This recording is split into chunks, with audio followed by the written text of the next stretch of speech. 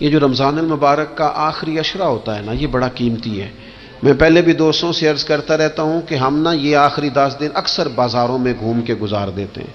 بخاری مسلم میں حدیث ہے، سیدہ عائشہ صدیقہ رضی اللہ تعالیٰ عنہ فرماتی ہیں آخری 10 دن جو رمضان کے ہوتے تھے حضور خود بھی بیدار ہوتے تھے، ہمیں بھی بیدار کرتے تھے۔ رسول پاک صلی اللہ تعالیٰ علیہ وآلہ وسلم نے پتہ ہے روزے دار کی فضیلت کیا بیان فرمائی؟ اللہ کے محبوب صلی اللہ تعالیٰ علیہ وسلم فرماتے ہیں کہ رب فرماتا ہے ابن آدم کا ہر عمل اس کے لیے ہے، روزہ میرے لیے، اور فرمایا میں خود جزا دوں گا روزے کی، میں خود جزا دوں گا روزے کی۔ اور حضور فرماتے ہیں روزہ ڈھال ہے، جو شخص روزہ دار ہو وہ بےہودگی سے، فحش گوئی سے اجتناب کرے۔ اور اللہ کے محبوب صلی اللہ تعالیٰ علیہ وسلم فرماتے ہیں اگر کوئی شخص اسے گالی دے، اگر کوئی شخص اس سے جھگڑا کرنا چاہے تو پتہ کیا جواب دے؟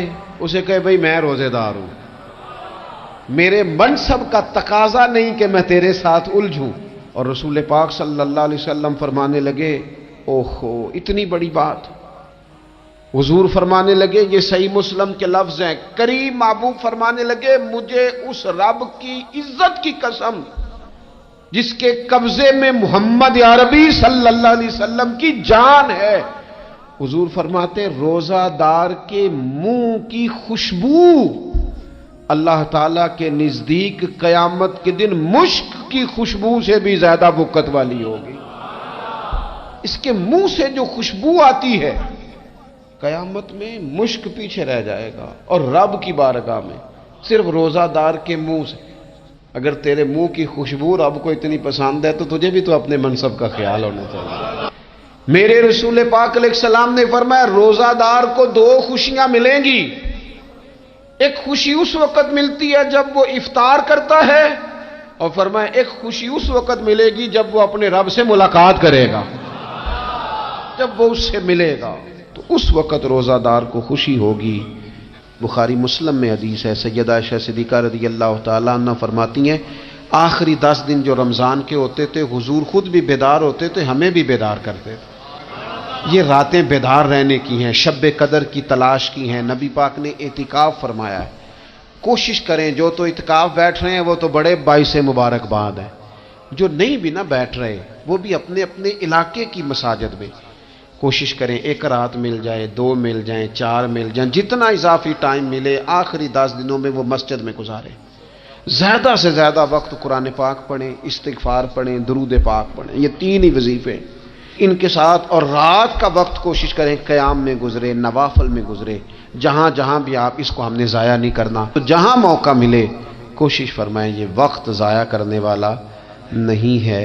یاد آتی ہے تو آنسو بھی نکلتے ہیں، دعا بھی نکلتی ہے۔ تھے کچھ لوگ پچھلے سال جو اس سال موجود نہیں ہیں، وقت تیزی سے گزر رہا ہے، تو یہ سعادتیں بڑی قیمتی ہیں، ان کو ضرور حاصل فرمائیں۔ میرے دوستو خوشی تو جو ہوگی سو ہوگی، لیکن یہ لفظ بڑے حسین نہیں کہ روزہ دار کی رب سے ملاقات ہوگی، یہی لفظ بڑے باکمال نہیں؟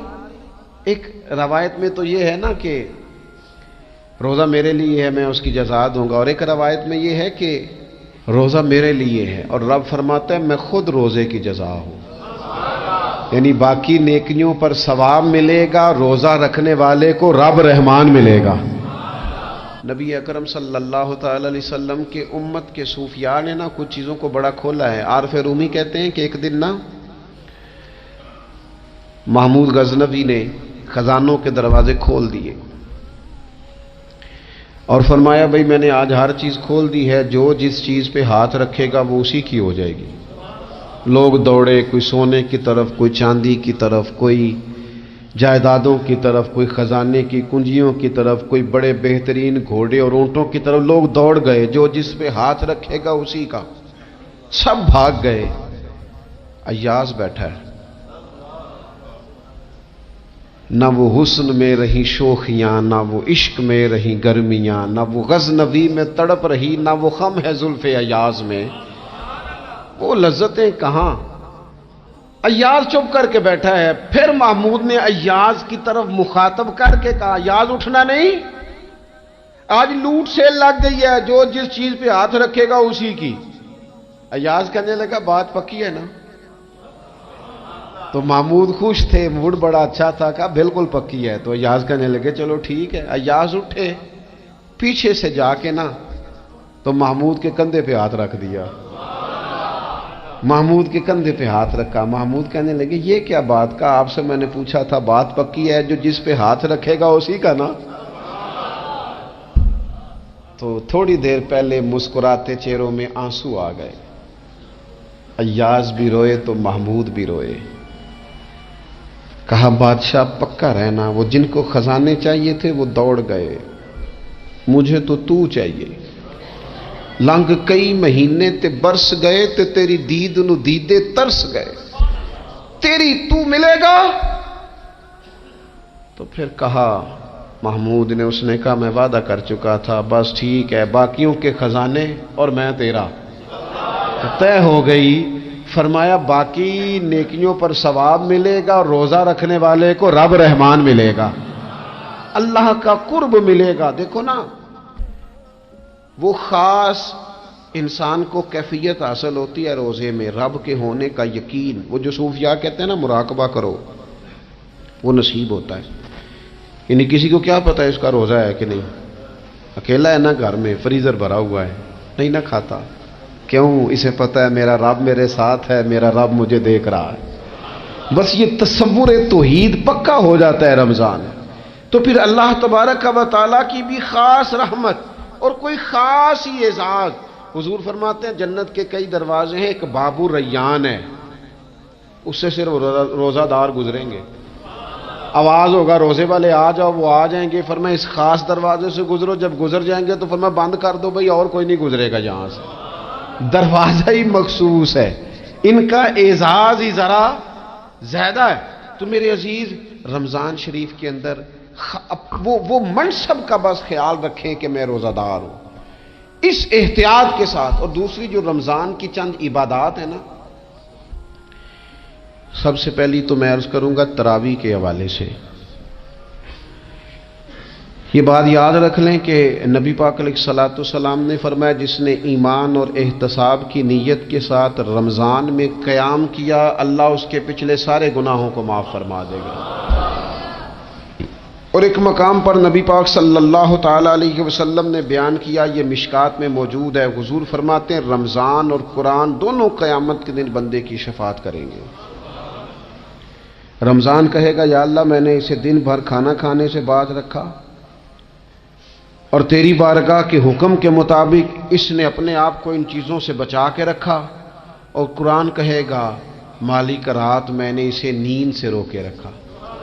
کیا مطلب؟ اس نے کھڑے ہو کے عبادت کی، اگرچہ اس سے مراد شارحین حدیث نے تراویح بھی لیا ہے، تہجد کی نماز بھی لیا ہے، صلاۃ اللیل بھی لی ہے، لیکن میرے عزیز یہ خاص ربط ہے قرآن مجید کے ساتھ تراویح کا۔ مسنون ہے رمضان کی راتوں میں قرآن مجید اور تراویح کا پڑھنا۔ اگر تھوڑی سی نا طبیعت میں صرف تبدیلی پیدا کی جائے، میں نے دیکھا ہے کہ جو لوگ کہتے ہیں نا میرا وقت بڑا قیمتی ہے، بڑی ساری جگہوں پہ آپ کو بیٹھنا پڑتا ہے، بیٹھیں آپ 2 گھنٹے بیٹھیں، 3 گھنٹے بیٹھیں۔ میں نے دیکھا ہے لوگ جاتے ہیں کسی دفتر میں تو رات کو ہی چلے جاتے ہیں اس علاقے میں، کھڑے ہیں، پاسپورٹ کے دفتر کھڑے ہیں، شناختی کارڈ کے دفتر کھڑے ہیں، امیگریشن کی لائنوں میں کھڑے ہیں۔ کچھ ذہن تو بنائیں کہ میں نے رات کھڑے رہنا ہے اور اپنے رب کی عبادت کرنی ہے۔ تراویح کو ذرا ذوق سے آپ اگر تھوڑا ارادہ کر لیں گے نا، یعنی کوئی ایسا مشکل کام نہیں۔ میری تو رائے یہ ہے کہ پہلے 3-4 دن ذرا جم کے ذہن بنائیں، اور تھوڑا سا نا روٹین کو بدلنے کی کوشش نہ کریں۔ جس امام صاحب کے پیچھے تراویح شروع کریں، کوشش کریں ساری وہیں پڑھیں۔ روٹین بدلنے سے بھی سستی آتی ہے، ایک دن یہاں گئے، 2 دن وہاں گئے، تو یہ روٹین بدلنے سے بھی بعض اوقات سستی آتی ہے۔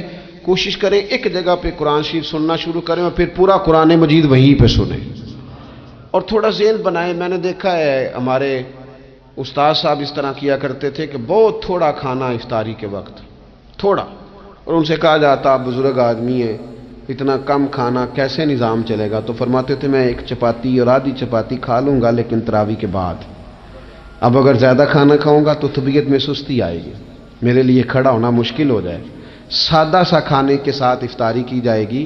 اور تراویح کے لیے اپنے آپ کو ذہنی، کہاں ٹائم ملتا ہے سارا سال قرآن پڑھنے سننے کا، یہ تو اللہ نے موقع عطا فرمایا ہے۔ تو تھوڑا سا اگر دلچسپی پیدا کی جائے، بڑا بڑا سونا قرآن مجید پڑھا جاتا ہے مساجد میں، بچے بڑی بڑی خوبصورتی سے، تو اللہ کا شکر ہے جگہ جگہ پہ۔ اور مساجد کے علاوہ بھی میں نے دیکھا ہے، ہم سے لوگ مطالبہ کرتے ہیں کہ ہماری فیکٹری میں رات کو بھی کام ہوتا ہے، اتنے سارے ورکر ہیں تو بچہ کوئی مل جائے قرآن شریف سنائے، فلانی جگہ بھی اتنے لوگ ہیں تو اگر موقع مل جائے، تو اگر تھوڑا ذہن بنایا جائے، شوق پیدا کیا جائے تو اللہ تعالیٰ فضل فرماتا ہے، انسان کو طاقت ملتی ہے کھڑے رہنے۔ ایک تو تراویح، روزہ، تراویح، اور تیسری بات ہے سحر اور افطار۔ یہ جو سحری اور افطار، سحری نہیں کرتے، سحری کا نام و نشان نہیں تھا، روزہ رکھتے سحری نہیں کرتے۔ تو نبی پاک صلی اللہ تعالیٰ علیہ وسلم نے فرمایا ہمارے اور یہودیوں کے درمیان فرق اسے، نبی پاک صلی اللہ تعالیٰ علیہ وسلم نے فرمایا سحری کھایا کرو، سحری کھانے میں برکت ہے۔ اگلی بات سننی آپ نے تو خوش ہو جانا ہے، سحری تو معمولی نہیں، سحری کرنا ضرورت ہے۔ ہاں آپ سب کھانا تو میرے ساتھ سحری کھانا عبادت ہے۔ آپ صبح اٹھے، آپ